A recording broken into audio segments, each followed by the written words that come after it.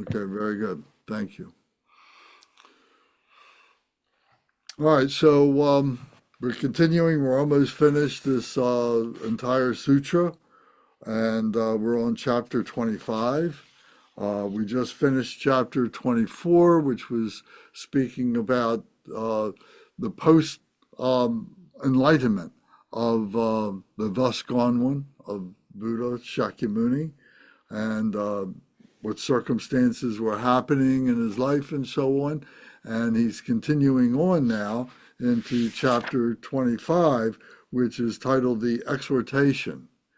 And this is summarized by saying that all the gods, Chakra and Brahma in particular, beseech the thus gone one to turn the wheel of Dharma. And 3 times he refused. And then the 4th time he finally agreed to teach the Dharma. So we've heard this many times that he was beseeched by those to for him to begin teaching, but it was always the 5 friends who became his 5 disciples were encouraging him. But it was also said that the gods beseeched him. So here we're going to see exactly how that transpired. So this has 58 verses. It's about 10 pages. So between us, we get to read a couple of pages, and maybe a couple of us get to read another page or so. But let's go through the whole chapter, and then we'll come back, and then we can talk about parts of it and so on as we go along. Does anybody have any comments or questions about anything that we've talked about thus far, or about this chapter coming up?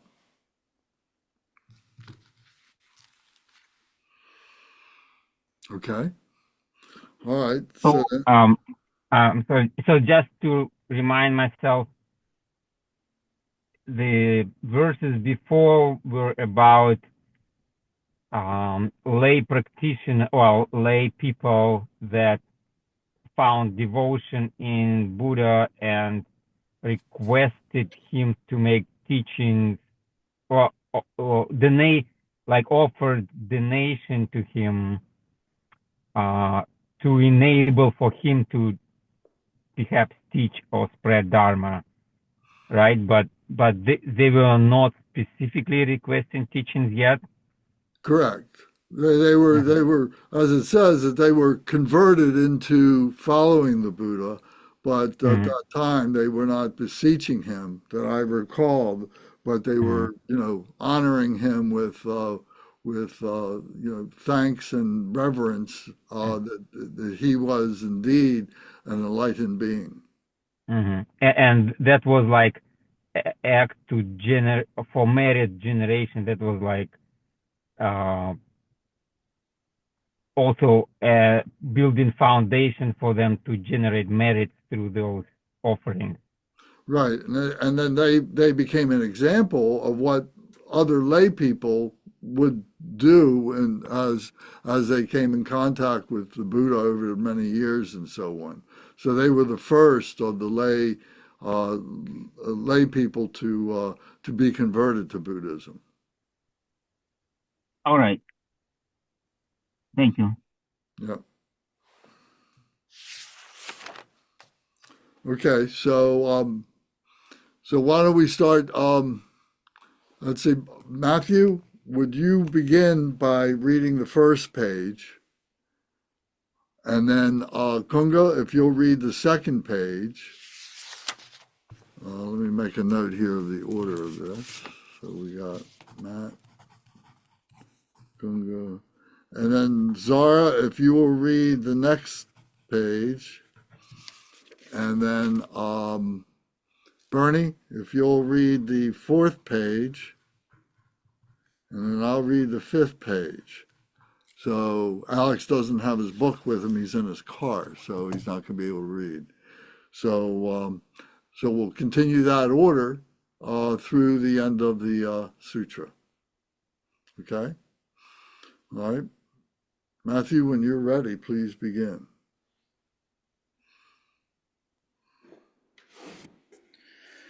Monks, while the thus gone one was seated at the foot of the Bodhi tree, in the privacy of solitude after he had first attained perfect and complete awakening, he had the following thought about the conventions of the world. Alas, this truth that I realized and awakened to is profound, peaceful, tranquil, calm, complete, hard to see, hard to comprehend, and impossible to conceptualize, since it is inaccessible to the intellect. Only wise, noble ones and adepts can understand it. It is the complete and definitive apprehension of the abandonment of all aggregates, the end of all sensations, the absolute truth, and freedom from a foundation. It is a state of complete peace, free of clinging, free of grasping, unobserved, undemonstrable, uncompounded, beyond the six sense fields, inconceivable, unimaginable, and ineffable. It is indescribable, inexpressible, and incapable of being illustrated. It is unobstructed, beyond all references, a state of uninterruption through the path of tranquility, and imperceptible like emptiness. It is the exhaustion of craving, and it is cessation free of desire. It is nirvana. If I were to teach this truth to others, they would not understand it. Teaching the truth would tire me out and be wrongly contested, and it would be futile. Thus I will remain silent and keep this truth in my heart. At that time he uttered these verses. Profound, peaceful, stainless, lucid, and unconditioned. Such is the nectar-like truth I have realized. Were I to teach it, no one would understand, so I will silently remain in the forest. I have discovered the supremely sublime and astonishing absolute, the ineffable state, untainted by language, suchness, the sky-like nature of phenomena, completely free of discursive conceptual movement. This meaning cannot be understood through words. Rather, it is comprehended through reaching their limit. Yet when sentient beings whom previous victorious ones took under their care hear about this truth, they develop a confidence in it. No Dharma at all exists here. That which has no existence cannot be found. For one who knows the chain of causation and action, there is neither existence nor non-existence here. For immeasurable hundreds of thousands of eons, I emulated the previous victorious ones, but I did not attain forbearance, in which there is no self, no sentient being, and no life force. When I attain this forbearance, that nobody dies or is born here, that the nature of all these phenomena is to be without self, then Buddha Tipankara made a prophecy about me. With my infinite compassion for the whole world, I do not hesitate when others supplicate me. These beings all have faith in Brahma. Thus, when he supplicates, I will turn the wheel of Dharma. It would only be suitable to bring forth this Dharma of mine if Brahma were to fall at my feet, supplicating me to explain the stainless and sublime Dharma, and if there were intelligent beings of good disposition. Monks, at that time the thus gone one radiated light from the center of his forehead, which illuminated the entire tricholicosm with its brilliance. Then, by means of the Buddha's power, great top-knotted Brahma, lord of the tricholicosm, became aware of the thus gone one's notion. Having understood that the Blessed One was set on keeping the Dharma to himself without teaching it, he thought, I will most certainly approach and solicit the thus gone one to turn the wheel of Dharma. So right then, great top-knotted Brahma addressed the other gods of the Brahma realm. Friends, even though the thus gone one has awakened to unsurpassable, perfect, and complete Buddhahood, he is set on keeping the Dharma to himself without teaching it. Alas, this world is doomed. Alas, O friend, this world is really doomed. Thus we must surely go and solicit the worthy one, the perfectly and completely awakened, thus gone one, to turn the wheel of Dharma. Monks, then the great top-knotted Brahma, surrounded and escorted by 6,800,000 Brahmas, went to the thus gone one. When he arrived, he bowed his head to the feet of the thus gone one, with his palms said to him, Thus gone one, even having awakened to unexcelled, perfect and complete awakening, you are bent on keeping the Dharma to yourself without teaching it.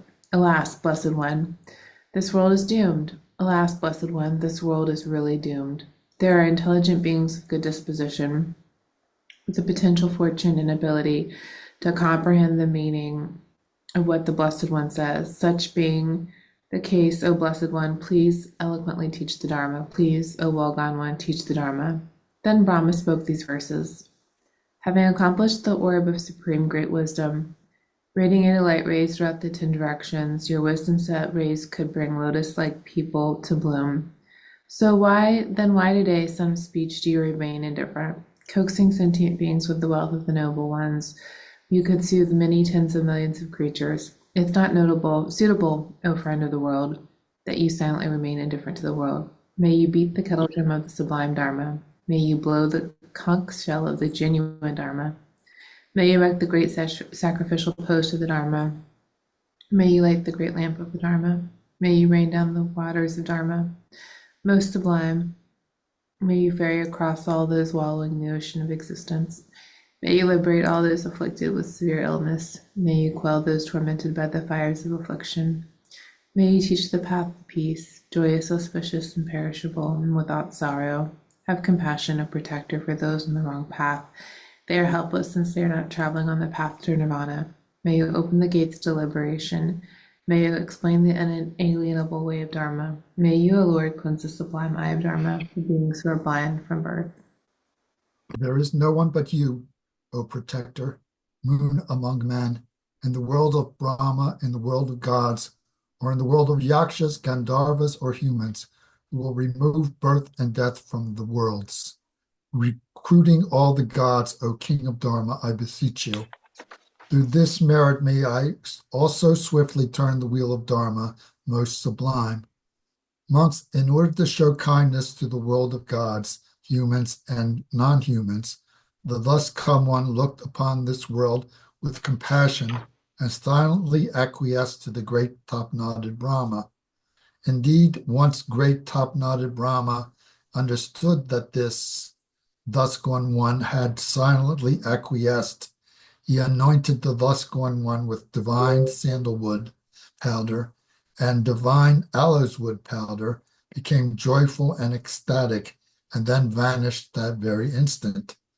Monks, in order to engender respect for the Dharma in this world, in order to increase the root of virtue by having great top-knotted Brahma repeatedly request the Dharma, and because the Dharma is exceedingly profound, the thus gone one once again went into the privacy of solitude and had the following thought.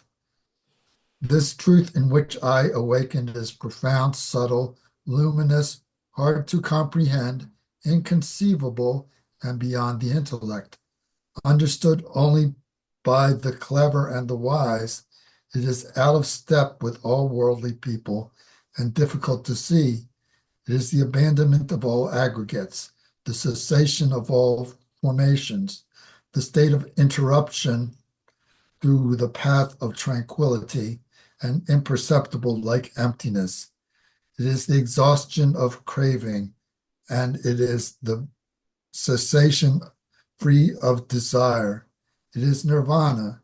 If I were to search this truth, and if others did not comprehend it, if I were to teach this truth and others did not comprehend it, this would be harmful to me. Thus, I still must certainly continue to keep it to myself. Monks, by the power of Buddha, great top-knotted Brahma once again became aware of the thoughts of the thus gone one, and he went to see Shakra, Lord of the gods.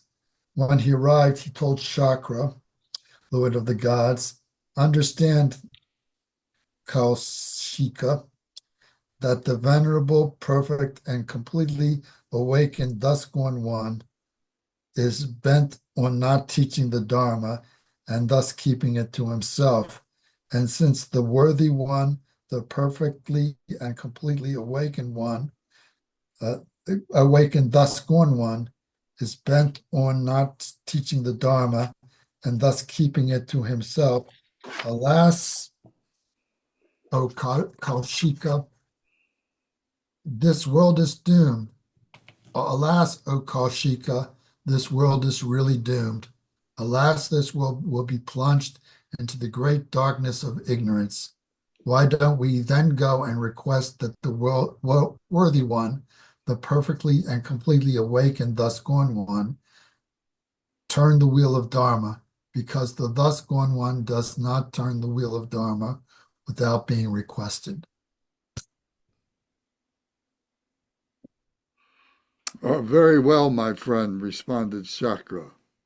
And so when the night had passed, Sakra, Brahma, the earth gods, the sky gods, the gods of the heaven of the four great kings, the heaven of the 33, the heaven free from strife, the heaven of joy, the heaven of delighting in emanations, the heaven of making use of others' emanations, the Brahma realm, the luminous heaven, the heaven of great fruition, the heaven of perfected virtue, and the pure realms, many hundreds of thousands of divinities of beautiful appearances illuminated the area surrounding the tree of liberation with their divine beauty and their divine luminosity, and approached the thus gone one.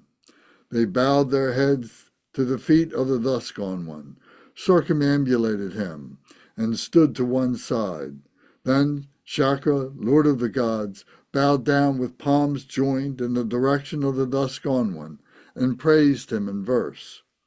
Your mind is completely liberated, like a full moon free of eclipse. May you, O victor in battle, may you shine the light of insight in this dark world.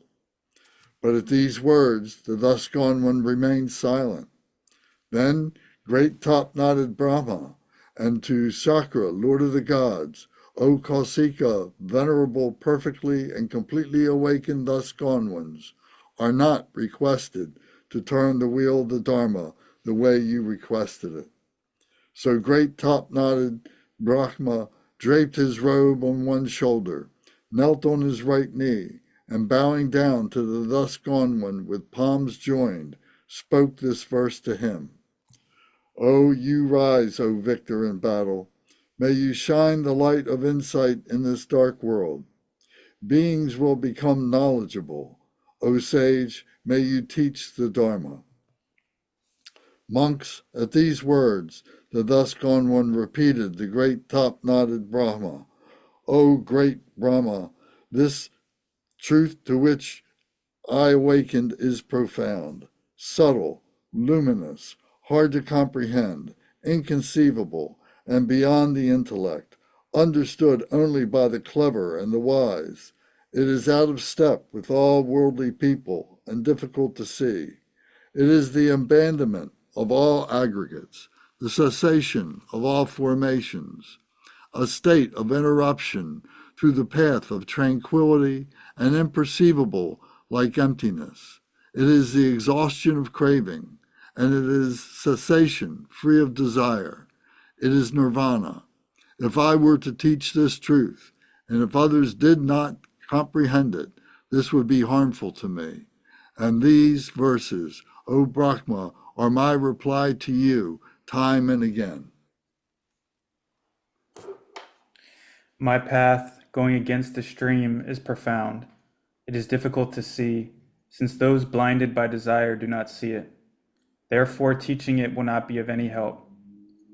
Beings bound to their desires are continuously swept away in the stream. I discovered this with great effort. Therefore, teaching it will not be of any help. Monks, when great top-knotted Brahman and Sakra, Lord of the gods, understood that the thus gone one would remain silent, these two great beings and their retinue of gods, saddened and dejected, disappeared then and there. And so the thus gone one had thrice made up his mind to remain disinterested. Monks, at that time, all sorts of negative, inauspicious opinions started to circulate among the people of Magadha. Some said that winds would no longer blow, and some that fires would no longer burn. Some said that rains would no longer fall, some that rivers would no longer flow, and some that crops would no longer grow. Some said that birds would no longer fly in the sky, and some that pregnant women would no longer give birth safely. Monks, the great top-knotted Brahma knew the nature of the thus gone one's thoughts, and he was aware of the opinions among the people of Magadha. So at the close of the night, he illuminated the entire area surrounding the tree of liberation with divine light, beautiful in color, and he approached the thus gone one. When he arrived, he bowed his head to the feet of the thus gone one, draped his robe on one shoulder, knelt down on his right knee, and bending forward with palms joined, spoke in verse to the thus gone one. Previously in Magadha, the Dharma was impure. Therefore, impurely construed talk has emerged there. Thus, please, O sage, open the gate of nectar. They are ready to listen to the stainless Buddha Dharma. With your goal accomplished, you reached independence, having removed the stain of the formation of suffering. Your virtue is without increase or decrease. Here is the best Dharma. You have reached perfection. O sage, there is no one like you here in this world. O great sage, how could you be surpassed? Being the best, you shine here in the three worlds.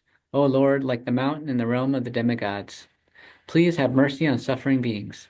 It is never fitting for those like you to remain indifferent. You are endowed with fearlessness and power. Only you are able to deliver beings.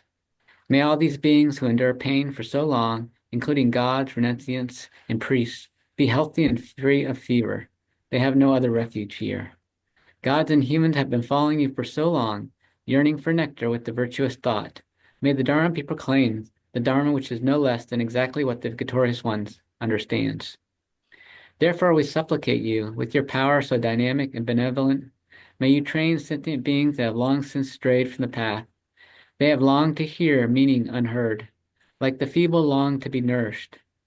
The people suffering from thirst, O great sage, are waiting in your presence for this water of Dharma, like a cloud over parched earth.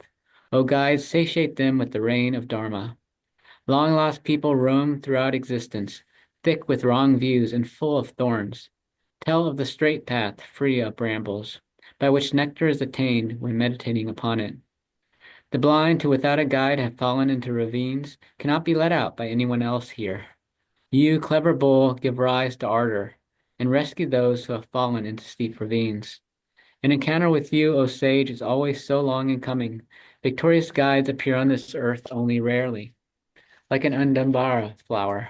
O protector, please liberate sentient beings that have attained this opportunity. In your previous existences, you have thought, once I myself have crossed, I will ferry others across. Now that you surely reached the other shore, fulfill your solemn vow, you with a dynamic power of truth. O sage, clear away the darkness with the lamp of Dharma. Raise high the banner of thus gone one. The time has come to utter melodious speech. I beg you to resound like a lion, O you of drum-like voice. Monks, the thus gone one then looked throughout the entire world with his awakened eye and saw sentient beings that were base, mediocre, and advanced, and those that were high, low, and middling.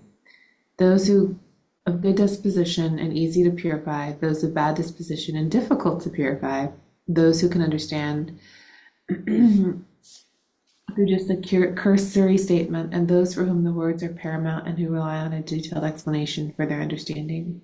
He thus saw that sentient beings were grouped into three categories, one that was sure to be wrong, one that was sure to be correct, and one that was undetermined.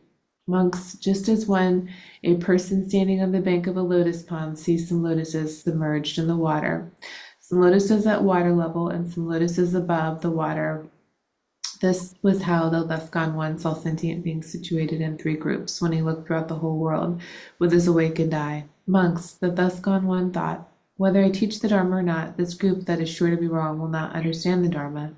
And whether I teach the Dharma or not, this group that is sure to be correct will understand the Dharma. Yet the group that is undetermined will understand the Dharma if I teach it, but will not understand the Dharma if I do not teach it. Monks, the thus gone one then engendered great compassion, starting with the sentient beings situated in the undetermined group. Monks, from the perspective of his own perfect wisdom, the thus gone one then understood the request made by the great top-knotted Brahma, and thus spoke to him with this verse. O Brahma, the gates of nectar are open to those sentient beings of Magadha, with ears and with devotion, who constantly listen with attention without doing harm. Once great top-knotted Brahma understood that the thus gone one had acquiesced, he rejoiced with satisfaction and glee. Ecstatic and elated, he bowed with his head to the feet of the thus gone one and vanished right there. Monks, on that occasion, the earth gods then proclaimed and announced to the gods of the atmosphere, friends, today the venerable, perfect, and completely awakened thus gone one has acquiesced to turn the wheel of Dharma. He will do this to benefit many beings, to bring happiness to many beings, to compassionately care for the world, for the welfare, betterment, and happiness of gods, humans, and the majority of beings. Listen, friends, the demigod realms will be reduced, the god realms will be filled, and many sentient beings in the world will reach complete nirvana. Once the gods of the atmosphere heard this from the earth gods, they announced to the gods of the heaven of the four great kings. The gods of the heaven of the four great kings told those in the heaven of the 33. The gods in the heaven of the 33 told those in the heaven free from strife. The gods in the heaven free from strife told those in the heaven of joy and the heaven of delighting in emanations. The God in the heaven of joy and the heaven of delighting in emanations told those in the heaven of making use of others' emanations. Finally, they announced and proclaimed this to the gods of the Brahma realms. Today, O friends, the venerable, perfect, and completely awakened thus gone one has acquiesced to turn the wheel of Dharma. He will do this to benefit many beings, to bring happiness to many beings, to compassionately care for the world, for the welfare, betterment, and happiness of gods, humans, and the majority of beings. Listen, friends, the demigod realm will be reduced, the god realm will be filled, and many sentient beings in the world will reach complete nirvana. Monks then simultaneously, all of them, beginning with the earth gods all the way up to the gods of the Brahman realm, announced in unison the same proclamation as before. Today, O friends, the venerable, perfect, and completely awakened, thus gone one, has consented to turn the wheel of Dharma. He will turn it to benefit many beings, to bring happiness to beings, and to care compassionately for the world, for the welfare, betterment, and happiness of gods, humans, and the majority of beings. Listen, friends, the demigod realm will be reduced, the God realm will be filled, and the many sentient beings in the world will teach complete nirvana. Monks, then the four gods of the Bodhi tree named Dharma, Ruchi, Dharma Kama, Dharma Mati, and Dharma Karan fell to the feet of the thus gone one and asked, "Where will the Blessed One turn the wheel of the Dharma?" Monks, to their question, the thus gone one replied, "At Deer Park, by the hill of the fallen sages, outside of Varanasi." They said, "O Blessed One, the city of Varanasi has merely a limited population, and the Deer Park has only a limited amount of tree shade. There are other big cities, O Blessed One, that are wealthy, flourishing, secure, and pleasant, with abundant provisions, teeming with many people and creatures, and adorned with gardens, forests, and mountains. May the Blessed One please turn the wheel of Dharma in one of these other places." But the thus gone one replied, "Do not say such a thing, good sirs, and why? I performed 60 trillion sacrifices there. I made offerings to 60 trillion Buddhas there. Varanasi was the preferred place of the previous sages. This place, exalted by gods and nagas, is ever inspiring for Dharma. I remember that 91 billion previous Buddhas turned the sublime wheel in that supreme grove named after the sages, where peace, tranquility, and concentration are actualized, and deer always dwell. Thus I too will turn the sublime wheel in the supreme grove named after the sages. This concludes the 25th chapter on Exhortation.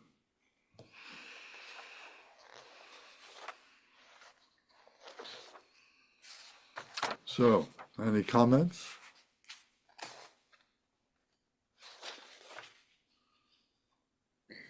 I was shocked at reading this. I didn't realize he had to be so convinced. However, the one section for me that stood out, Lance, was on where he categorized, like, basically, I think it was 25, 47, and 48 and 49.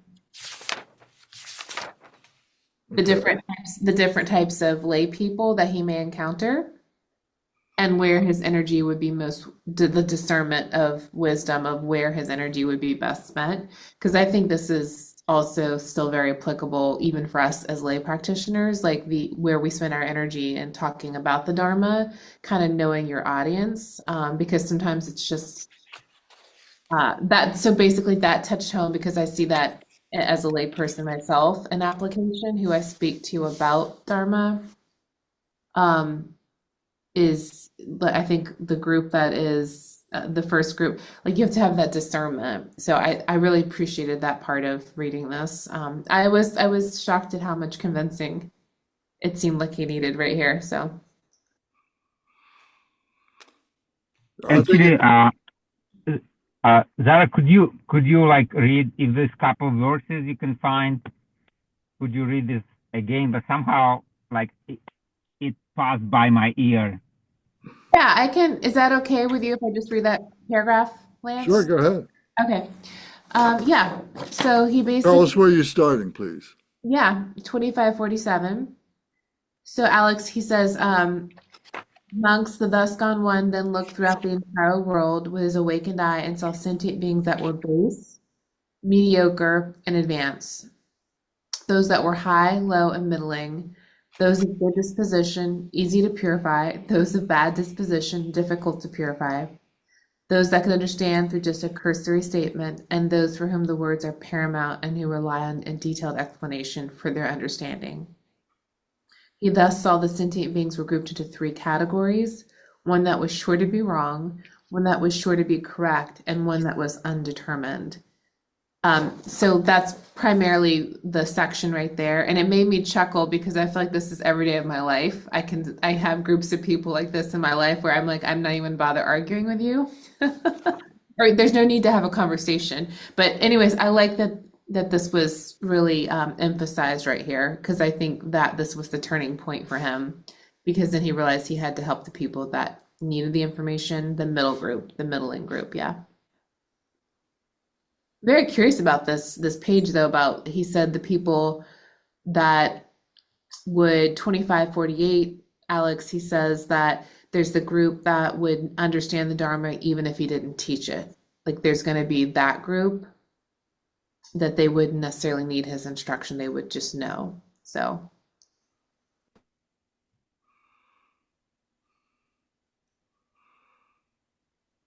I'll just point one thing out, and that is it seems to be common practice when a student approaches a teacher in the Buddhist tradition, that the student needs to ask the teacher 3 times for a particular teaching or a particular point to be explained or something like that. That it's common practice that that's the way it happens, and here, here's the Buddha exercising that. And it's also interesting to note that this was something that was in the New Testament of the Bible with Jesus, and I think it was Peter, the Apostle Peter, who 3 times had to. Oh no, that was 3 times he was being asked if he knew Jesus, and he 3 times he denied it. That's what it was. Excuse me, different thing. But anyway, do you find that interesting that 3 times he needs to be beseeched, and that tradition has carried on? Yeah, I guess that makes sense. You're right, Lance. That makes sense. Yeah, that makes complete sense. Anybody else have a comment?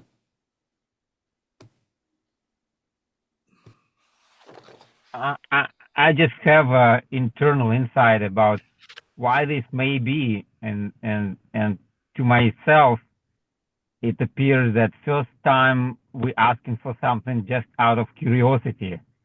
Wouldn't it be nice to hear and learn about this and that?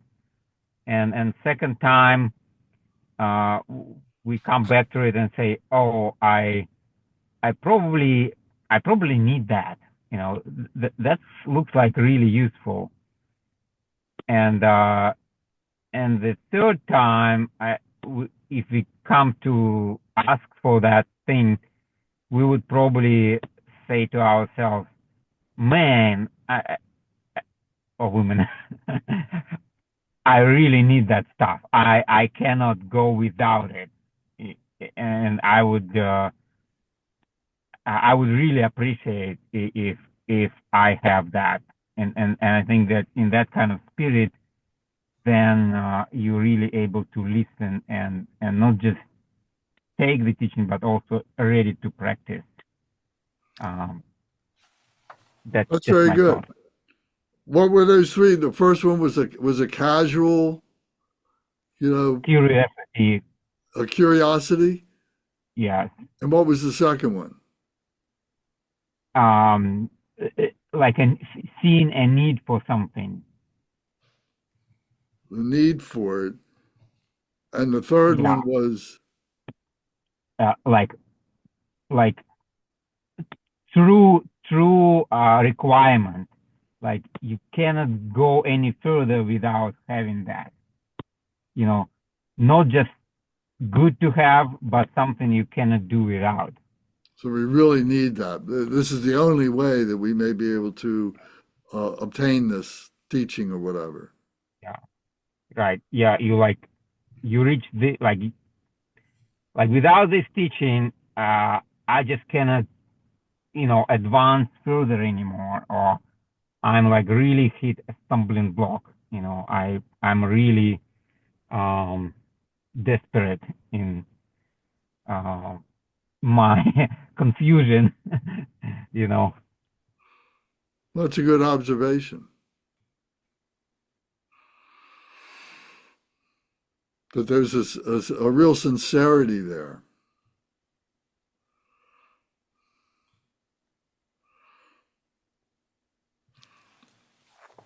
Anybody else have a comment?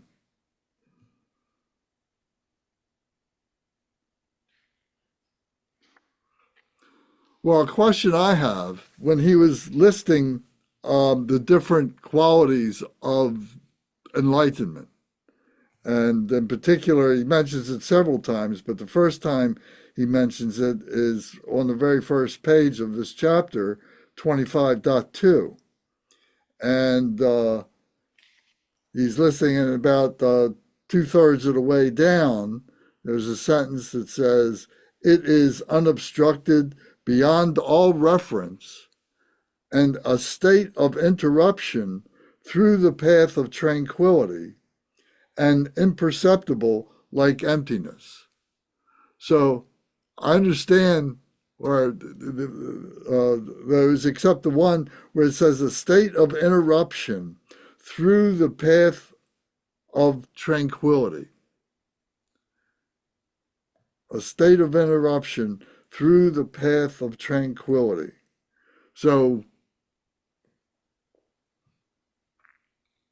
to me, it seems that, there's a certain, this tranquility could be said maybe a passivity. It's a false tranquility, a false peacefulness. And I think when they say tranquility, they're translating shamatha. That's just a guess, but that's what I think. It's through the path of shamatha. It's an interruption through the path of shamatha. least that's how I understand it. Well, how would that be a feature of enlightenment? Well, without practicing shamatha, you can't get to vipassana. So shamatha is necessary for vipassana. That's how I understand it. Wasn't it the case that the contemplative traditions at that time were very focused on the states of concentration, and kind of the Buddha's innovation had to do with the wisdom? Yeah, well, it had to do with practicing vipassana in addition Right. to shamatha, because he learned the shamatha and the practice of the different jhanas from his two teachers. Right. Yeah.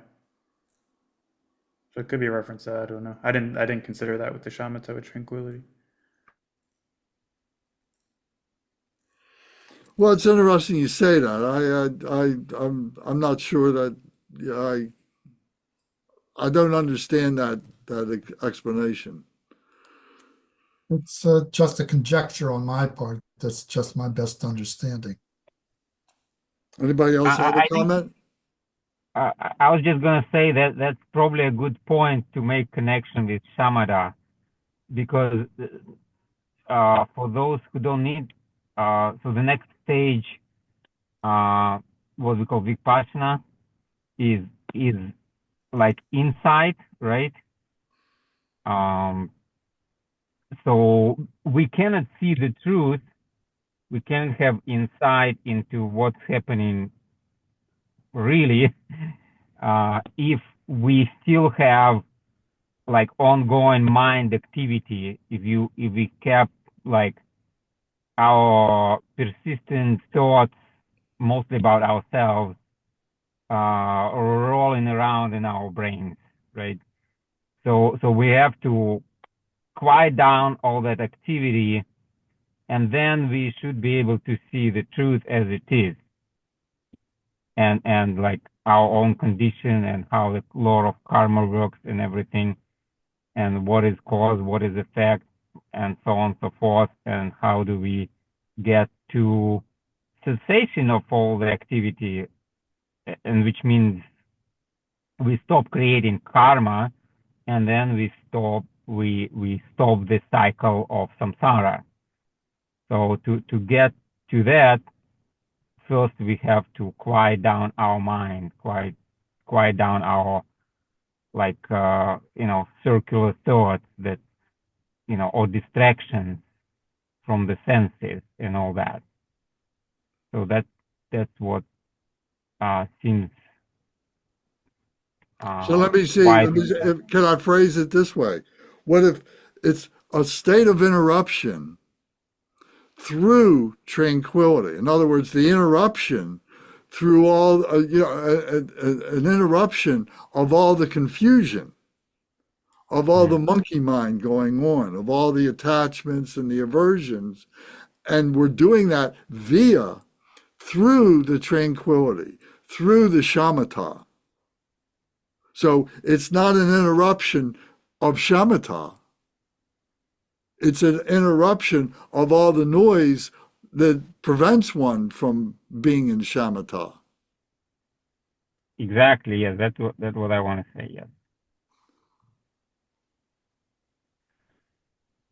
And it's also not laziness, not doing nothing.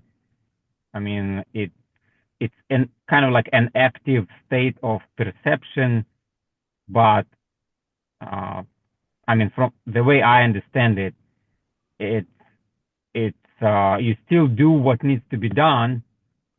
You just not overreact and you not underreact. You within the moment. You're awake. You're awake to Yeah, everything that is going on. right. I mean, that's the whole point of the awakened one. He's not being sleepy. He's not, going away from things. He's accepting of all things. He recognizes all things, but there's no attachment, there's no aversion, etc. In other words, there's enlightened activity. and the thus gone one is engaged in enlightened activity.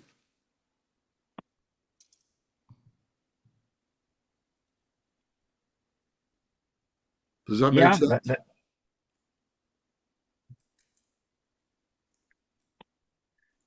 May I also bring up another interesting point that I didn't expect to hear, and that was that Buddha said that if he were to teach it like, you know, in a regular way, let's say, like normal way that people just teach stuff, that would be dangerous to the Buddha. Yeah. And yeah, and I was on like second thought, yeah, like if you don't really, if you just have a superficial uh, attempt to learn Dharma, or if it's forced onto somebody, who is not really ready to comprehend it, that, or maybe have wrong motivation, it can be dangerous. Oftentimes, Buddhist teachers and lamas warn about this, that not every Dharma teaching is going to benefit you, if the motivation is not right or if the conditions are not right. But here and now I see that yeah, people may mistake, Dharma teachings for like, oh, hey, this guy is just, trying to be above everybody, or they're gonna say, oh, he's just doing this to get more offerings for himself, or like he just wants to be proud that he has so many students, and all that kind of nonsense, right? So so that he's expressing that there's that he has a vulnerability. Yes, but yeah, not because like he's deficient of something, but because people often like to twist things around into very strange ways, because that's how we reflect our own motivations onto the others. We think we're doing this, and then must be other people doing the same thing. So and that's kind of a warning. I think that's a warning in this to other Dharma teachers, that not all the time, like you may think you're benefiting somebody, but like if it is not taken, and requested in the right spirit, it may come down to haunt you. Not because you're saying something wrong, but that's the way the world works. Okay. And you brought up Jesus. That's what happened to Jesus, isn't that?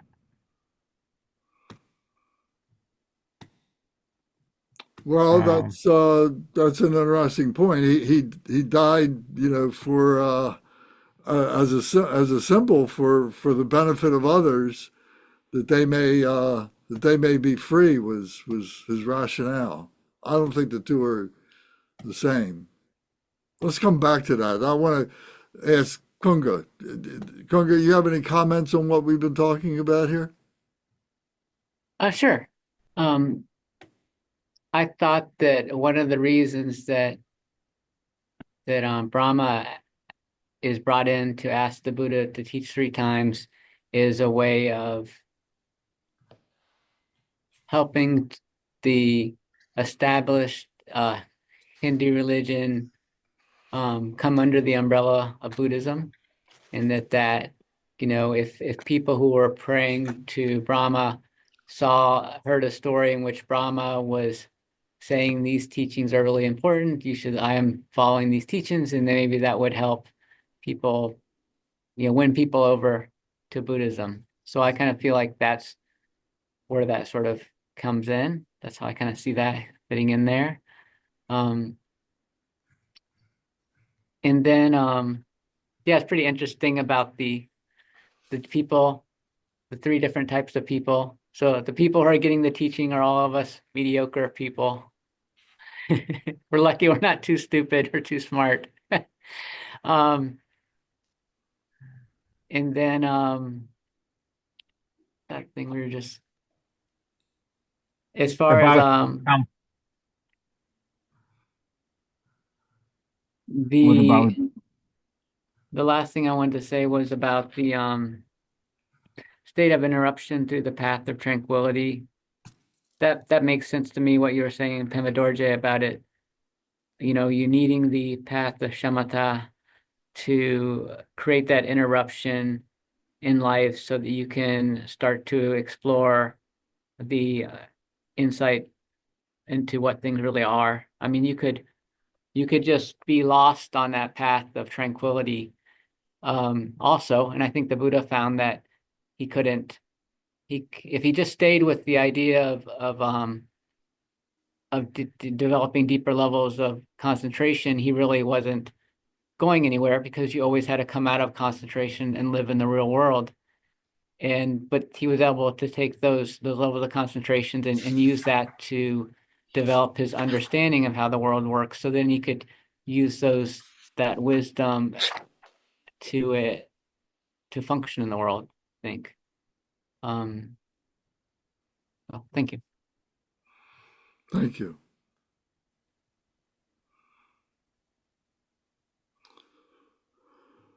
Is there an activity, the enlightened activity of Buddha, of that awakened one, that we're all, have the potential for?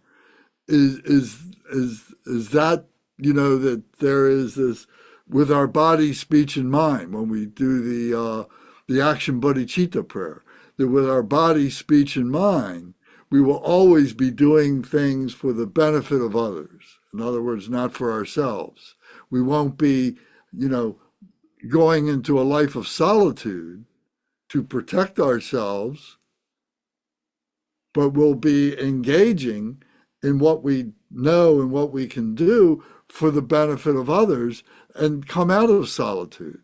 We'll be in a tranquil state as long as we can, but when we're interrupted, in this particular situation, interrupted by someone coming to us and asking us for help or something like that, we will come out of our tranquility enough to be able to engage with them.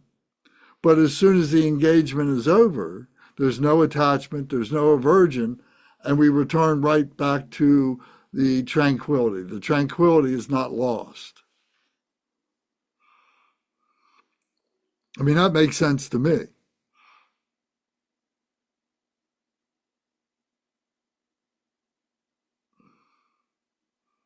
Bernie, you have any comment? On the whole chapter? Well, what we were just talking about, the aspect of enlightened activity and tranquility. Oh, well, of course, enlightened activity is kind of a vague phrase, isn't it? And enlightened activity would be any action by an enlightened being. And of course, tranquility is one of the stepping stones. There's the 37 limbs of enlightenment that leads all the way to enlightenment, and tranquility is certainly on that path. And certainly emphasized in the career of the Buddha that he practiced tranquility under his first two teachers.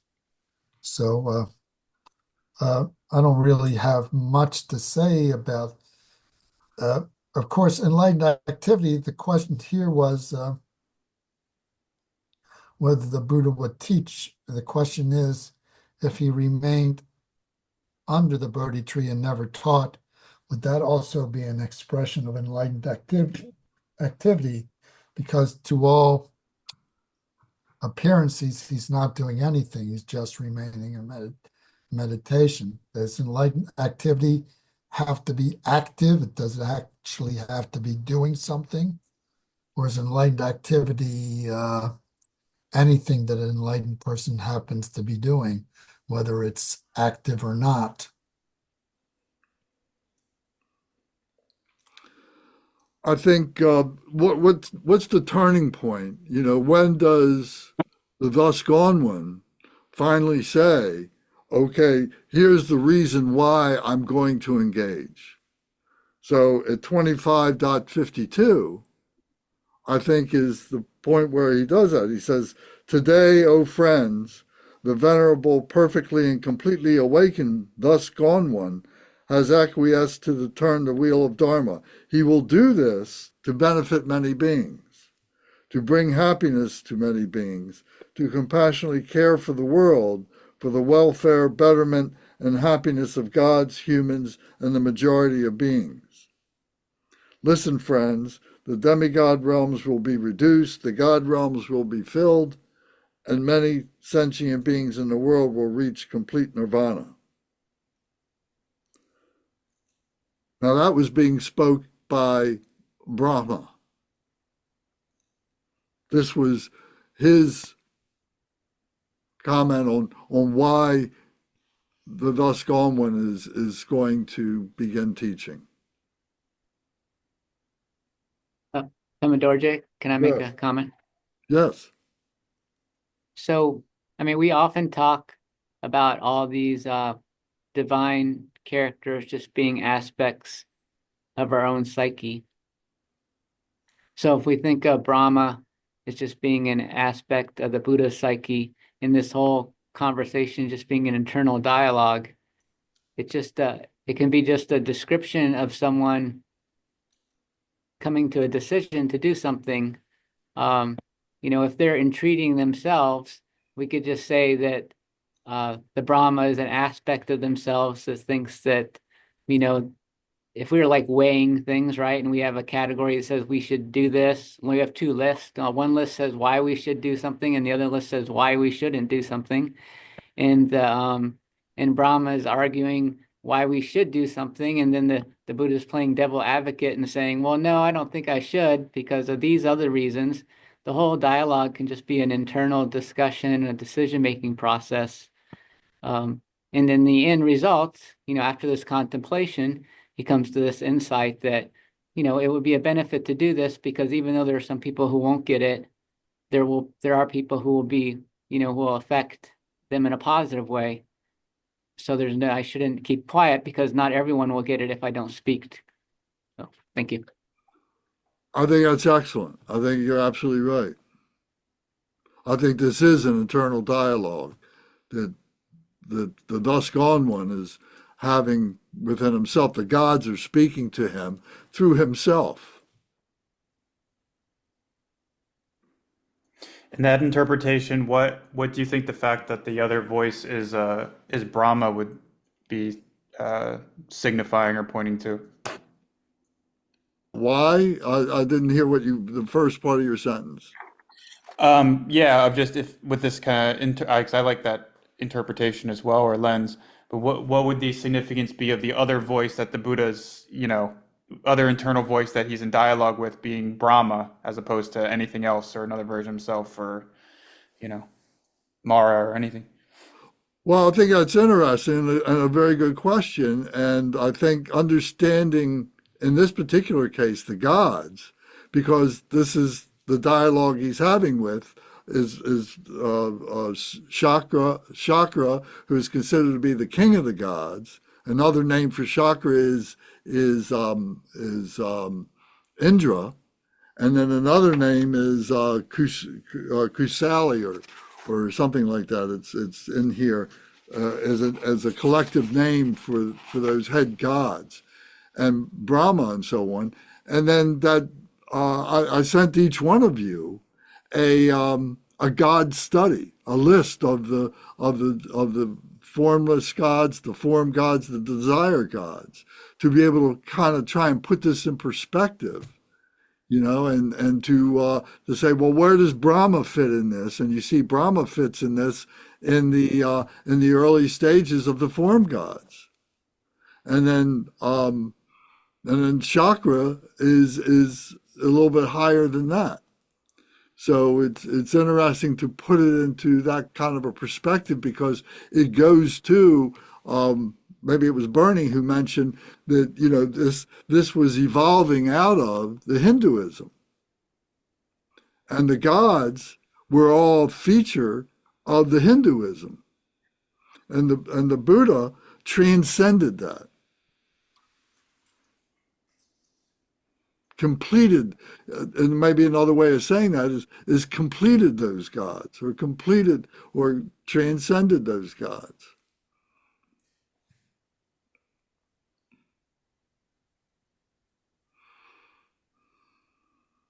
Amadorji, may I just offer also a comment? I think that, like, speaking in these terms, we may view Brahma as a creator of the universe, right? So, like, we can think of it our own primordial nature that has created us, and like, from that ground, we may be asking ourselves, like, or Buddha was asking himself, why would I go and teach the Dharma? And one potential answer, oh, the Dharma is so precious, it's so useful, it would be a waste not to teach such a treasure, excellent teachings. And I think the answer is that's not good enough motivation to do that, because it may be misunderstood and all that. And the true motivation can be only if, what is the final goal? The final goal would be to bring happiness and cessation of suffering to the sentient beings in all the worlds, not just human, all the different worlds. So it's not just because the Dharma is so precious and cool and makes you feel smart, or makes you feel enlightenment and like no suffering, like more comfortable, but it is for benefit of happiness of other beings. That's the proper way to look at that, I think. Well, that's interesting.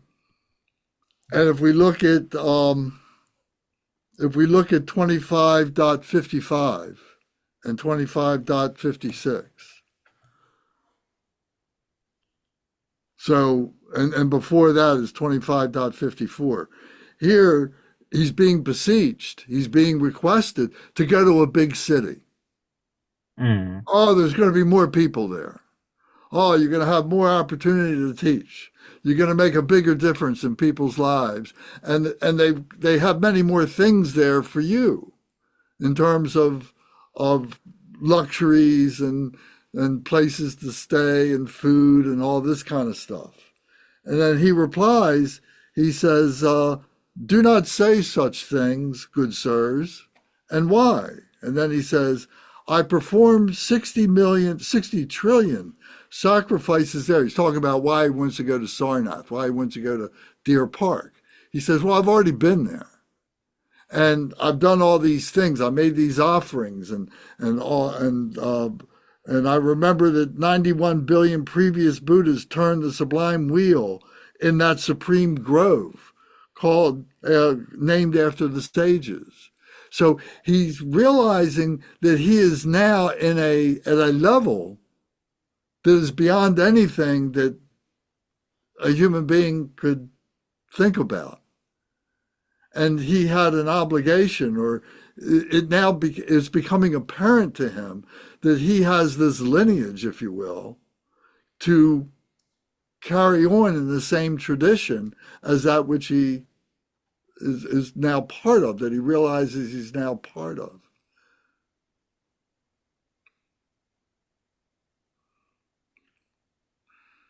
And the Buddha is omniscient in that he's all knowing of phenomenal nature. And that which is non-conceptual, he is the embodiment of. But yet there's no words to convey that to ordinary human beings. It's an experience. So, the point of, and it hasn't been said here yet in what we've been studying here in these sutras, it hasn't been said yet that the Buddha didn't say that there's a supreme being, that there was a supreme God or something, that, he's transcending that, through Shakya and Brahma, but yet he's not saying anything in that regard. And he doesn't profess to know why we are here, what we are doing, and etc. What the absolute truth is. It's an experience. It's not a wisdom that can be imparted to someone. It's a wisdom that we can tap into, that we become the embodiment of, that we have that within ourselves. And it's a matter of removing all the obstacles, and then that is revealed.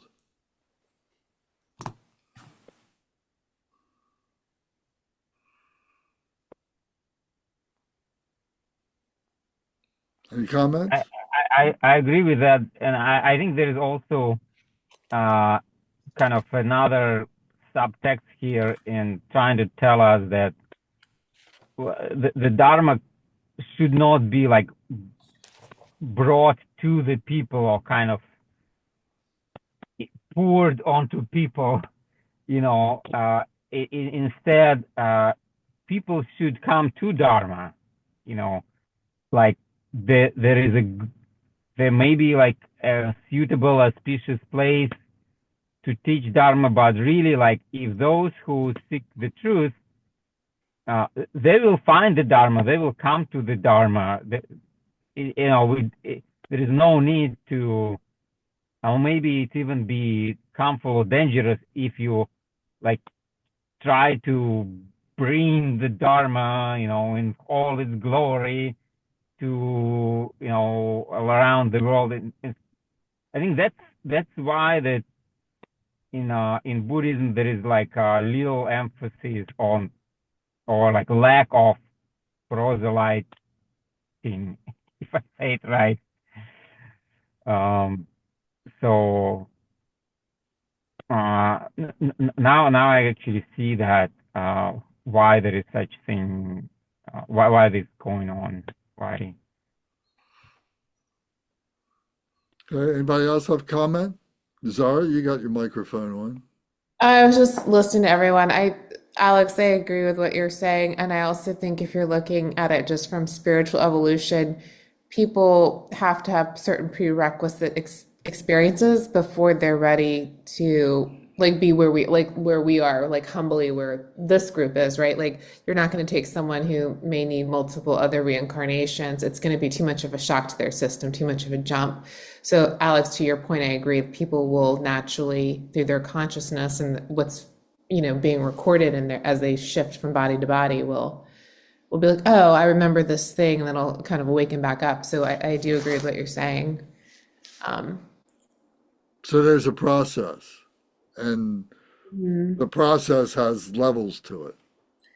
Yeah, I mean, I see now that, and I've been doing a lot of self-study, Lance, privately, and doing, which is part of the process. You have to have self-inquiry and be curious. What I see this experience is you up-level as much as you can and then step into the next iteration of your consciousness based off of where you left off. You're picking up whatever samskaras or tendencies, and then continue to work through them. And then your vessel passes, and you just keep moving up the consciousness chain until then you have a chance to make other decisions. And then maybe someone will tell you what it was all about anyways. What was all this about?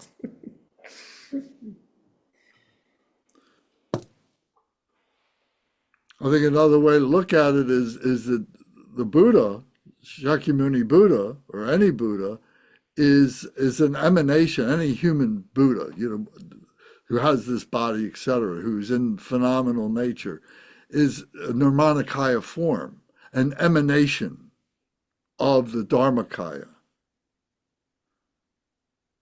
and is a and is subservient. I don't know. It's a servant of the Dharmakaya, of the truth body, and is has a is not as the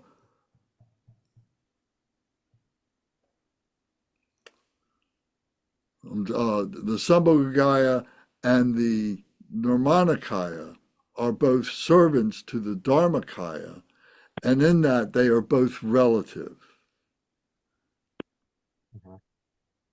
And being relative means that they're part of this phenomenal nature, and so bound by the limits of language, etc. So Shakyamuni Buddha falls into that category. And you mean like his body will decompose, like the vessel where his consciousness is stored? Is that what you mean? The subtle body versus gross? The physical body, the intellectual body as well, but the spiritual body, that's immortal. That does not, death is a concept, so we're thinking of it in those relative terms. But that spirituality, he is the embodiment of that spirituality, which we are too. But the difference is we don't realize it, and it's blocked up by our impurities. Whereas in Buddha, it's been completely purified. Yes, I would agree with that. I agree with that. The thing that I find interesting is just as a lay practitioner is trying to figure out, even like for you all, like Kunga, Matt, Bernie, Lance, like how do you protect your own energy? Like Lance, I think you said something where you come into something, don't attach to it, and come out, like in relation to like friendships, acquaintances, and the contacts you have, because I find that very difficult to navigate in a Western culture where people want to constantly cling and attach to you, right? Even if you have this concept of non-attachment, and embody it, but everybody like wants that, right? Like people need in some like level relationally, whether it's friendship or whatever, romantic or whatever, like your family. I was curious, like, do you all have like, what are your friends, what are your friend circles like? How do you know, how do you back away from, I don't know, I don't even know the right way to say it. I find it very, as you kind of go up the spiritual process, it becomes thinner and thinner, Lance. Well, I think it becomes a question of moral ethics. Because morality has you rise up, from a floor to a ceiling, and you stay within that, but then there's a point where you can break through that ceiling and now you're at another floor, but that has a ceiling. So that's the levels that you're talking about and so on. So what was morally correct at this level may not be morally relevant at this level. That's exactly, I like your analogy, the ceiling floor, because I feel like I've broken through something in the past couple years, and it's there's like friendships and relationships I have, but I can see them now more easily, and it's hard for me not to it's hard for me to want to be near those, because I can recognize certain habitual tendencies that other people have that are easy for me to drift back to right now. But if I'm not careful, it's easy for me to go back down level right now if I'm not very careful with where my consciousness is placed. If that makes sense. Yeah, it does. And frankly, from a practical point of view, and not to be continually beating this drum all the time, but this is the benefit of being with the lamas, the teachers, those who have grown up in this culture and so on, and the way that they think and the way that they behave in mixed company, so to speak. And you can see the reality of their living that kind of life of morality up at this level while we're thinking of morality at this level.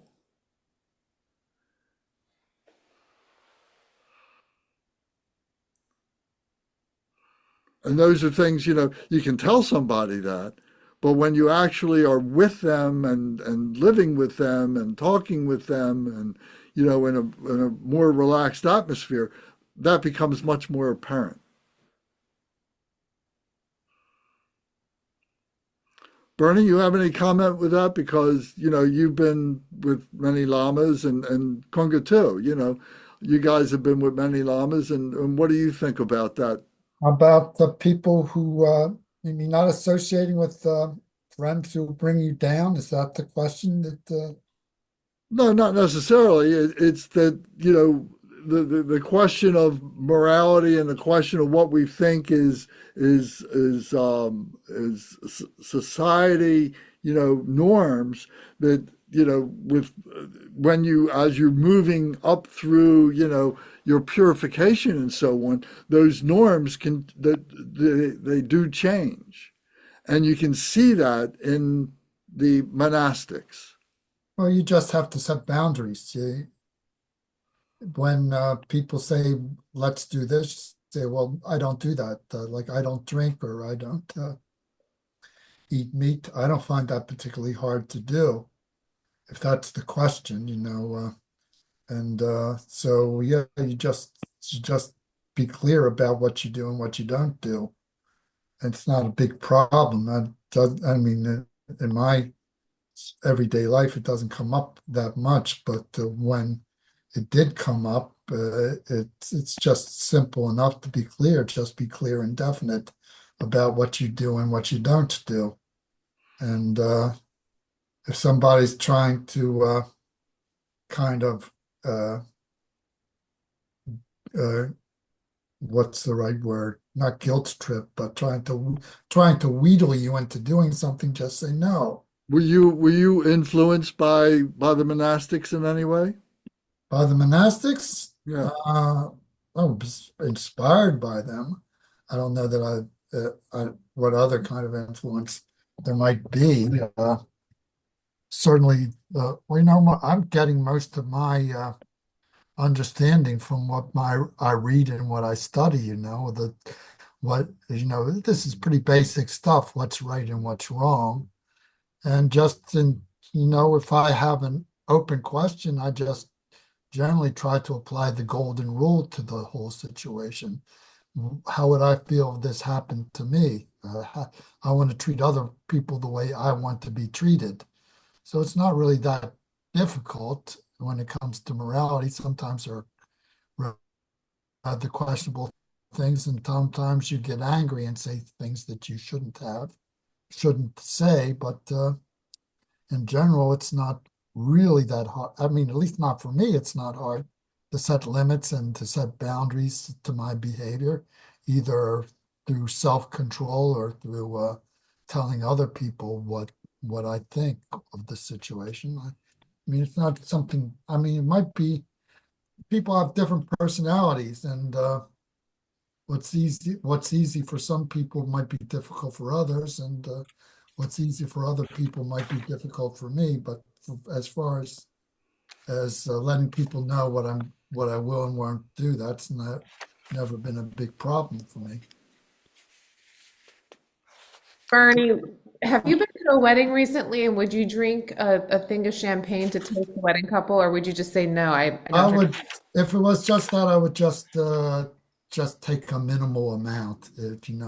I don't believe in just cutting it out entirely, but just take a little sip and no more than that. I certainly wouldn't be drinking glass after glass of wine or champagne at a wedding, but Would yeah, you would you do that to make other people feel comfortable so that it's like you're not on a I don't pedestal? want to draw attention to myself if it's not necessary.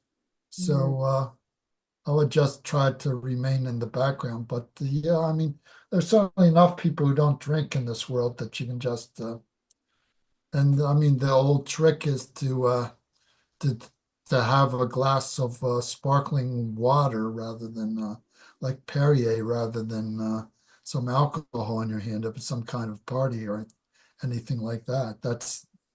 I mean, that's generally what people suggest in that kind of situation.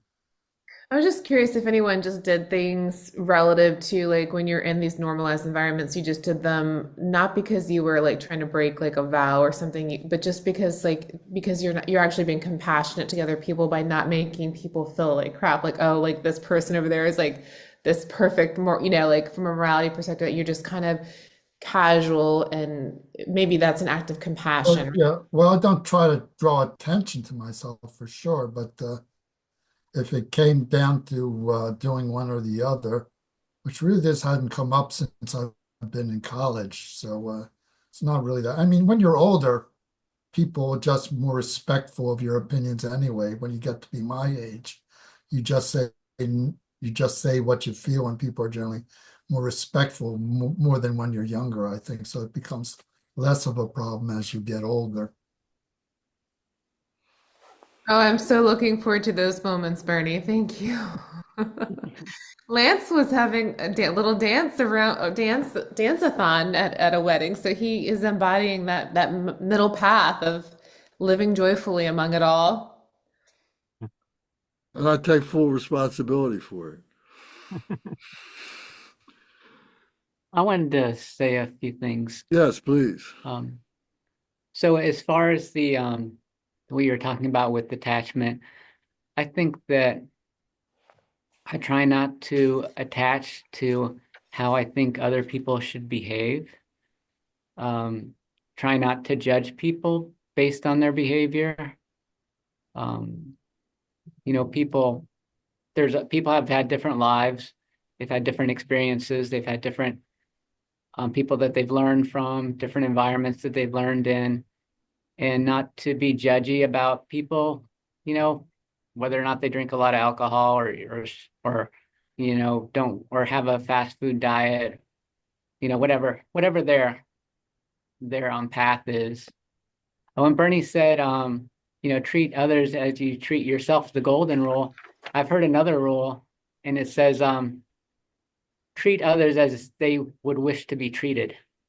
So so then that takes a lot of receiving, trying to figure out who this person is, what they're looking for, what kind of treatment they want, and I think that's more difficult because we kind of think we know how we would want to be treated, but we don't really. It's dangerous to assume that other people be wanting to be treated in the same way that we want to be treated. It could be harmful to them. Very good. Thank you. Yeah. Matt, you've been quiet a little bit lately. You have any comments? Dara, are you worried about coming across off-putting to these other people, or like how to gracefully keep them out of your life? All of the above, Matt. Yeah. But as I'm doing this alone right now, because I don't have like there's not a sangha here, you know what I mean? Like in Charleston that I'm part of, it's like, and I have had friends here for 20 years or so. I'm finding as you're doing the work, you don't like people want to gossip. They're in their habitual tendencies. So like Kunga was saying, like you don't want to judge those. And that's easier when you're having more of these day-to-day superficial contexts, right? You're going into a gas station. You don't have to, you can do your best. But when you're with like your family, right? The people that are kind of your ride or dies, and that's become more difficult. I can't just excommunicado my family. Like my sister right now is dealing with something and I want to like do a spiritual lecture on her about karma, but I can't. Like I know that I can't. Like it's not the right timing, but I want to. I want to tell her there's an easier way. So yes to both of the things you said, and I'm interested what's your experience? Because I feel like you're very much in it every day, especially in the DC area. Um, yeah, it's something that's a bit of a struggle, and because there's really not anyone in my life, I mean, I guess other than you all, really, one or two other friends that are interested in Dharma practice, have anything to do with Dharma practice. Some of them who are Christian and have a spiritual bent. I'm friends with a few people like that. But I don't know. It's something that I keep pretty compartmentalized in my life in terms of talking about it with other people. I don't know if that's good or bad. I've mentioned before, I had such an aversion to other people talking about their religion earlier in my life that I have like I lean so heavily in the other direction. I have this like fear of not fear, but I'm gonna come off as like a religious zealot or something, you know. I don't know. I found it so off-putting at other times in my life. But I mean, yeah, it's hard because I do tend to be influenced by the people that are around me a good amount, just in terms of like I notice, yeah, the patterns that come up in me when I'm around different people more so than I care to admit when I outside of here, maybe I don't know. Um, yeah, and the other piece is like at times I'll think that then when I really look inside, there's part of me that wants to gossip, you know, or like, oh, this person started gossiping with me, or whatever it could be, anything else where it's like, no, I kind of, you know, if I had to be really honest with myself, like I also kind of wanted to participate in that. Um, so I have to just be like really real and intentional with what I'm doing and what my actual kind of motivations and drives are. But I'm not, um, I'm very suspicious of a form of spirituality that is cutting other people out of our lives, distancing ourselves from people that are, you know, that we have some kind of bond with. Maybe that's necessary at other times, but I'm very suspicious of that kind of impulse or something. This is me personally, but I think there is some teachings that kind of go through many of the different religions. I think that the problem is not that you can't have, you know, partners and friends. The problem is that you value them over everyone else, and that you should really extend that same compassion that you have for your immediate loved ones to all beings, you know, and that, you know, working towards that is more important than cutting people off, I guess. Thank you. and can I throw something out there that might be a little bit more, I don't know if controversial is the right word, but something like that in a Buddhist context, is there is part of me that feels maybe the kind of more romantic part of me or something, um, that there's a value in attachment to people and an attachment to people knowing that you're taking on suffering by allowing that attachment to the other person. That I don't know. I think of like a small child to a mother, right? Like that's a really simple, easy to understand, like a 5-year-old to their mother, right? There's an attachment there, right? And that may be very necessary fundamentally to their physical well-being, but also to other aspects of their development, of spiritual as well. So I think that's a fair point. Yeah, I think that's all part of the relative nature of being a human being and where you are at any given time and so on like that is all relative, you know, and I think the thing that cuts through all of that is the essence of recognizing our true nature and being in love with that, Mm, knowing that that's the source of all the love and it's in everybody, you know, and do you place others higher than that or more important than that? Or is it that you're ignorant of that higher love, of that innate love that you have, and but soon as you become aware of it, now all of a sudden things start falling into place. Now you can start making some adjustments in your psyche, if you will, about how it is that you think about your children, how it is you think about your family, your parents, or whatever it is. You know, it becomes relative now to that absolute love, to that absoluteness that we have within ourselves, and recognizing that you love yourself in that way. and you love everybody else in that way. They may not recognize it, but you recognize it.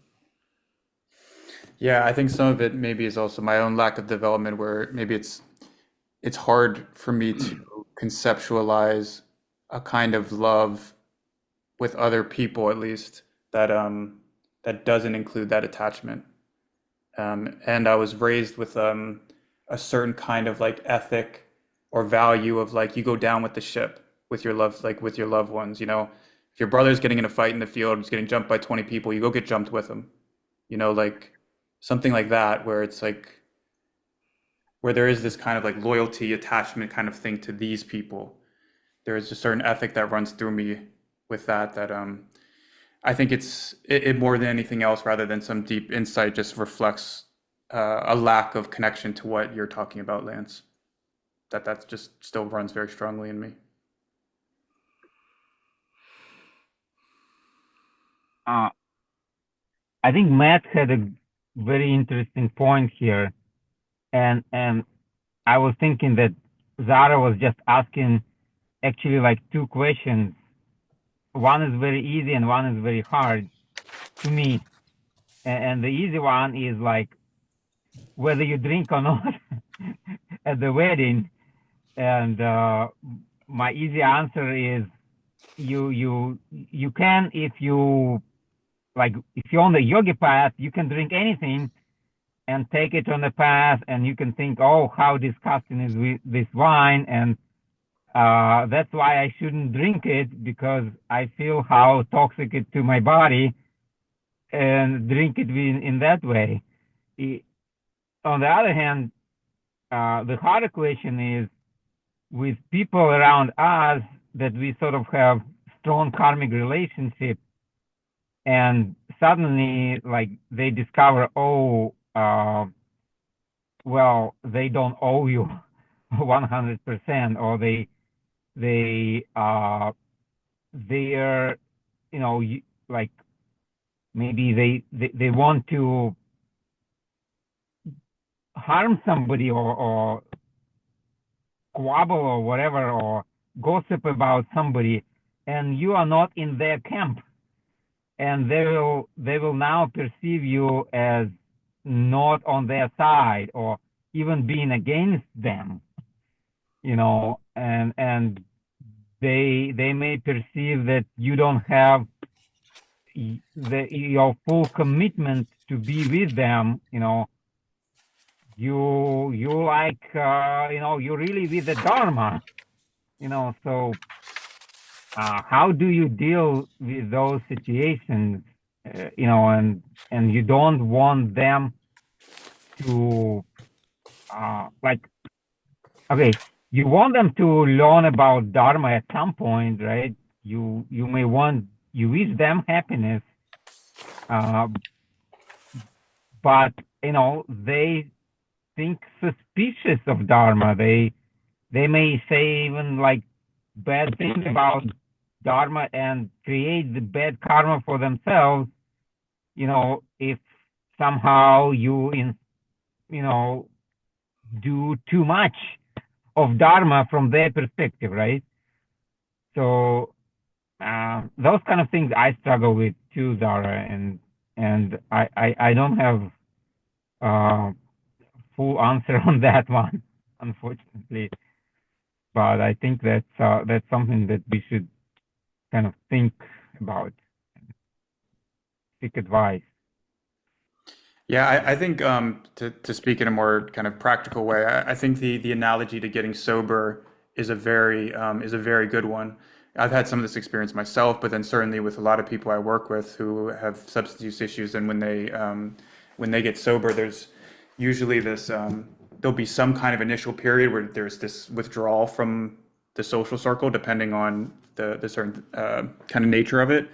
But then also then there's this, and it can be painful at first, kind of natural reorienting of relationships. We see this, some people, it's like, oh, this person was just a drinking friend this whole time. Like they're not really calling me anymore now that I'm not doing these things, you know, or, and then like, oh, I'm actually getting a bit closer to this person, or starting to meet new people. So I think in this analogy with the thing. If someone is committed to their sobriety, continues to not drink and make choices in line with not drinking, that things kind of naturally, over time, kind of rearrange themselves. But then there's always certain people, family, certain other people that are, again, we're kind of like karmically bound to in whatever way that, we have to figure out the ways to make that relationship work best. And often, I guess, to your points, are people when they, one big barrier can often be when people are trying to get sober or remain sober is continuing to go and be around and engage in the similar kind of things, even if it's not drinking at first, with the similar people doing similar things with a similar kind of energy to it. So I think the getting sober is a good kind of analogy for this process that we're talking about. Matt, the way you just described that was perfect, and I think like that's parallels the spiritual journey for me, like how you just described that, and it's really comforting to hear that analogy. So thank you. I wanted to share, like when I took my refuge vows, I don't know what year that was. Maybe it was like 15 years ago, maybe between 10 and 15 years ago, I guess. And I got my Dharma name, and then like a year later, I changed my name legally to my Dharma name, and people were kind of like weirded out, I guess, a little bit, like they thought that was strange. Um, and some people had a hard time kind of getting used to it, but nobody. When I had my head shaved and became a monk, people were like, no big deal. So I think they just kind of got worn down to, that's the journey I was on, and it didn't really seem to affect people. My wife and I have been vegan and non-drinkers for many years, and we have the rest of our family continues to eat meat and drink, and they know when we come to events that a lot of times they'll make vegan stuff or but they don't, it doesn't really, that's just like how we are, I guess, for them now. Um, my dad said that, like, when he was really shocked when I changed my name, right? Because he had given me that name, with my mom, but my mom had passed on already. And then, but then when he went to, with me to one of the temple services and I gave a Dharma talk, he's like, oh, I'm so proud of that, And so I think over time, you just kind of follow your journey. And like Matt was saying, that maybe the people just start to know you as that person. That's just all they know about you. They forget the old personality or the old habits. And I would encourage both of you. I know you have this Sangha, this online Sangha, but I would encourage you to find sanghas in the areas where you live. I'm sure there's Buddhist groups there. I mean, they may not be the exact form of Buddhism that you're learning here with Pema Dorje. They may be not to be the same lineage, but close enough. I mean, they'll be teaching the Buddha's Dharma and maybe from a little bit different perspective, but there's a big group of people there that you can find support from. I mean, I have the majority of my friends. I mean, I have acquaintances, who I work with, who I'm very friendly with, and but we don't do things outside of work. Majority of the people that I talk with outside of work that I find support from are members of the Sangha in Grand Rapids. They're the other Dharma teachers or people that are or volunteer at the temple or whatever.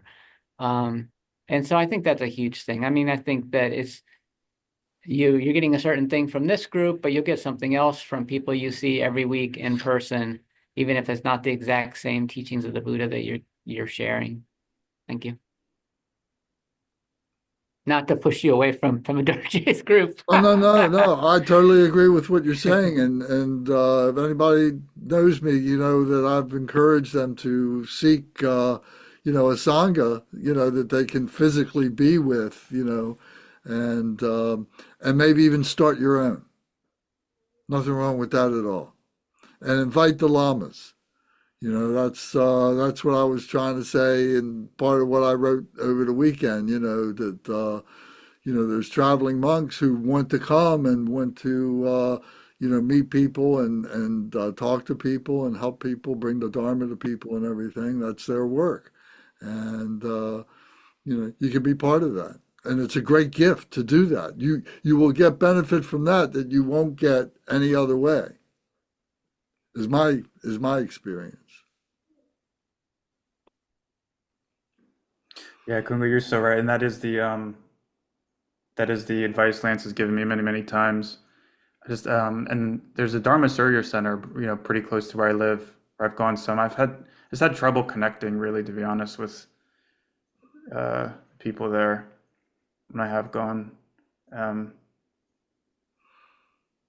but yeah, I think that's really important, and I really respect what you did with your name too. I don't think I would have the courage to do that. I think I'm still caught up too much in like trying to impress people. Like that's kind of my cliche, or not, or that kind of pride, or so I don't know what you would call it or something, but that kind of people pleasing type of thing.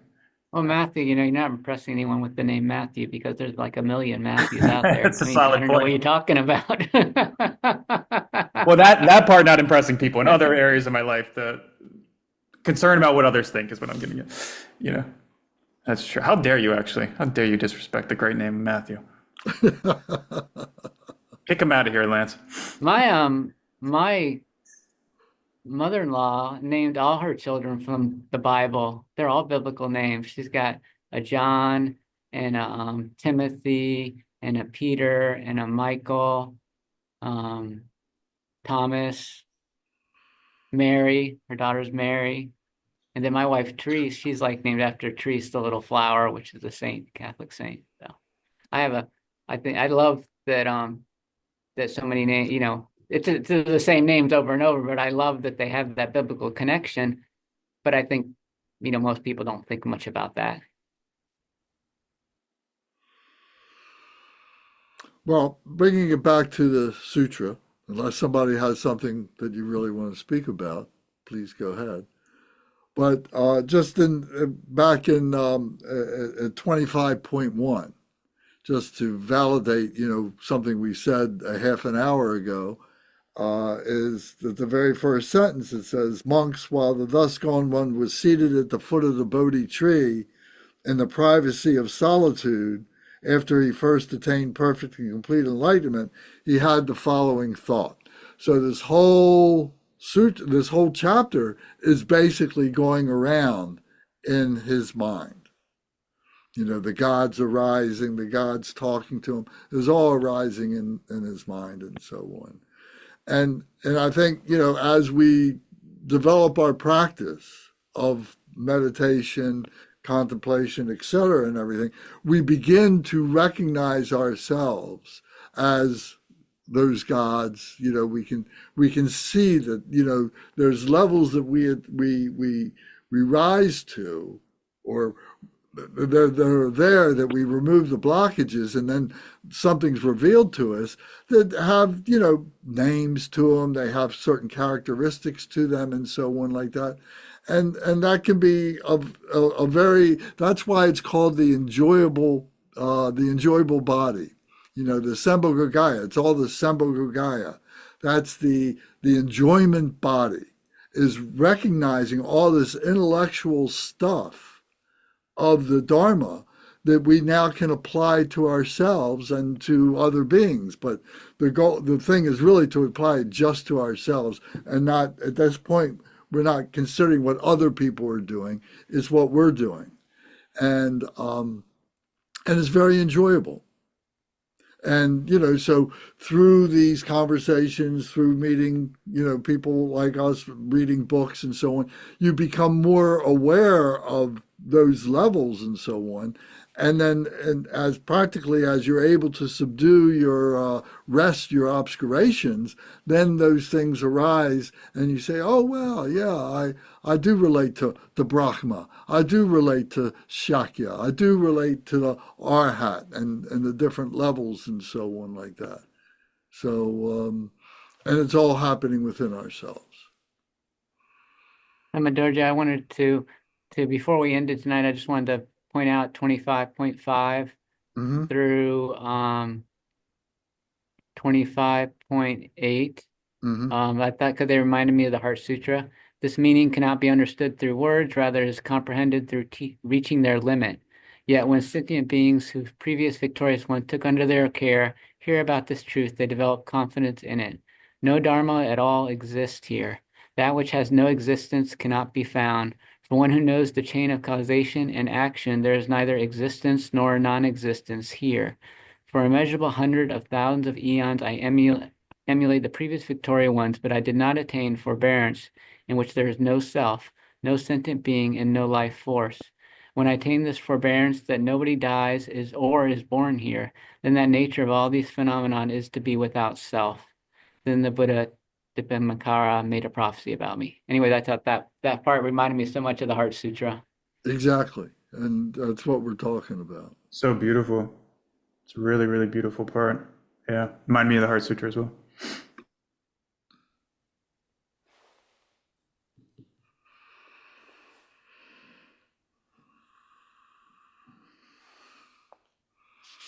Okay, anybody have any other thoughts or questions?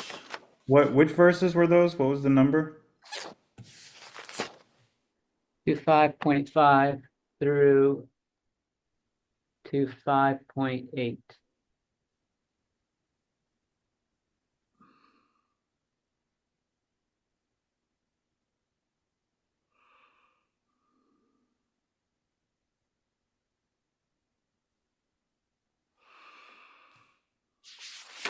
And thank you for reminding that. I think this is also a bit reminder how I would say how not to deal with situations when our friends or relatives like really bug us about Buddhism.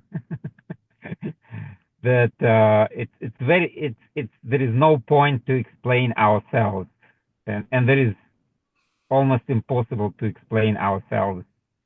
Um, you know, in a relative sense we can, but not really, in a true sense. And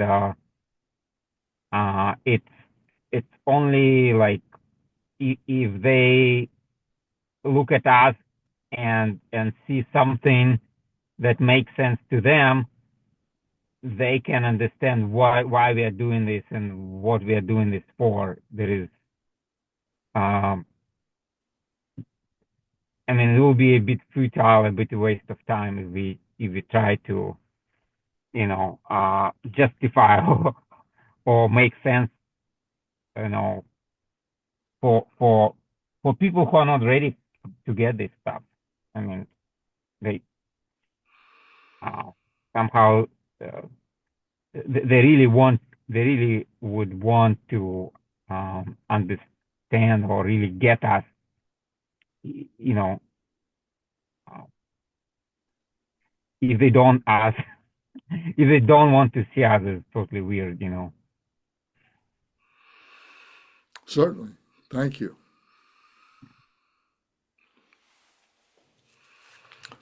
All right. Well, unless somebody has something else you'd like to add to the conversation, we'll do our dedication prayers.